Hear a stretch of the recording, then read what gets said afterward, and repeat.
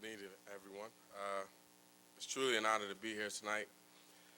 And on behalf of my coaches and my teammates, I know that I represent the YSU men's basketball team, and I'm truly humbled by that. It's amazing how fast the time goes because I can remember being a freshman, sitting out in the audience at this same banquet, thinking, man, I'm glad I don't have to give a speech in front of all these people. And here I am giving a speech in front of all these people. But I'm really thankful to be here today, much like I'm thankful for all of the opportunities that I've had here at YSU. Because my playing career almost didn't begin here. Initially, I was diagnosed with a slightly enlarged heart during my freshman year. I would have trouble catching my breath during practice, and it's just really hard to breathe sometimes. Honestly, I thought I was just out of shape. I wasn't ready for all the running that we did here. If you know me, you know I don't like to run. And they had us on the football field and on the track. It was torture. But I learned that that's just part of what you have to do at this level, at this stage. And I was happy to find out that all I really needed was an inhaler to help me with my breathing. And because of that, I've never taken a game or a practice for granted, much like the relationships that I've built here at YSU. I can tell you that I'm the only child in my family, and since being here at YSU, I have 13 brothers, and they're all on my team. Being a part of this team has really helped me grow as a person, and trust me, when you see the same faces over and over and over, you really learn a lot about other people as well as yourself. And whether it was lifting in the weight room with my fellow member of the 300 Club, Mike Podolsky, or just playing video games with Kendrick Perry and losing every time, it's really something that I always cherish forever, my relationships with the people here. And I also want to thank my coaches for everything they've done for me in my last 4 years here. I've always appreciated the fact that they saw something in me when I was just an 18-year-old kid from Cleveland that just wanted to play basketball.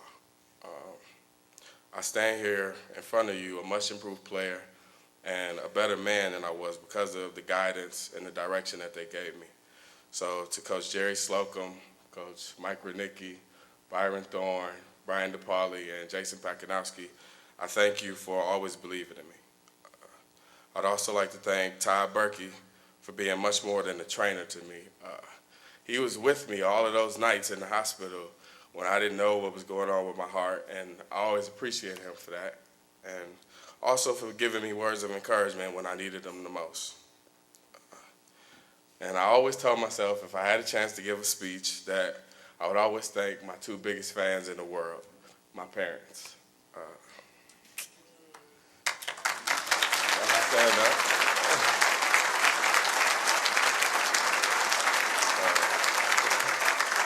My mom, she's always been like my best friend, and my dad's always been my example of what a man is.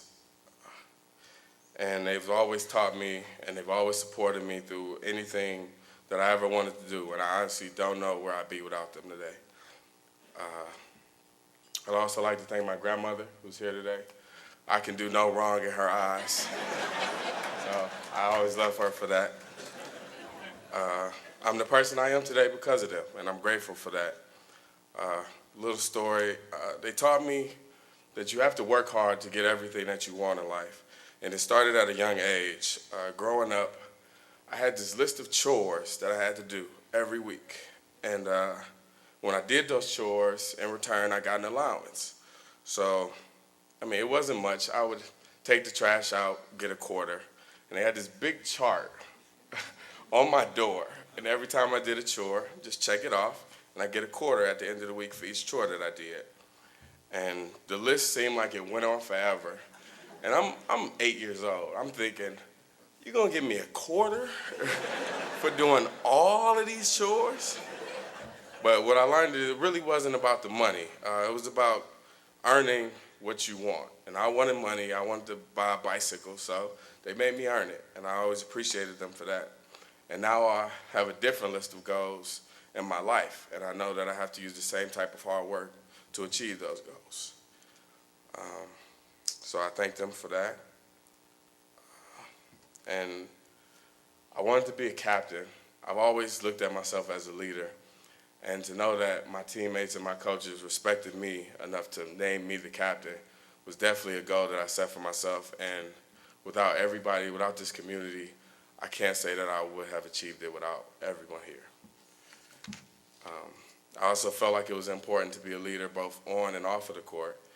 And I'm majoring in special education, and I'm planning on earning my teaching degree within the next year. And this allows me to not only help people like when I just talk to them, but I can go into a school and help young children. And it's something about a kid and the way their mind works that just amazes me every time I go into a classroom. So because deciding to become a teacher is probably one of the best decisions I've ever made in my life. Just to know that I can affect someone's life positively by just being me, just being a role model.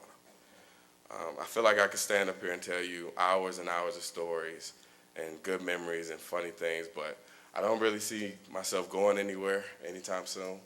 So if you see me and you want to know something funny that's happened to me, you can just come up and talk to me, because I'll have plenty of stories, and I'll always remember everyone here at YSU.